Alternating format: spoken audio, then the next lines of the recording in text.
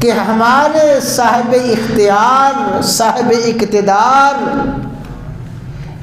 اس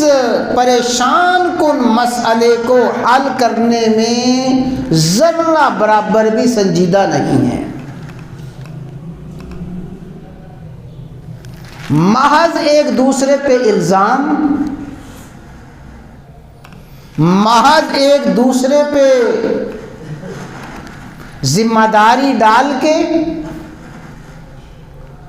اور وقتی خوشکن باتیں اور وقتی تسلیاں دے کے اپنے آپ کو بری ذمہ سمجھتے ہیں تو معیشت کا زوال، معیشت کی کمزوری جہاں پریشان کن مسئلہ ہے،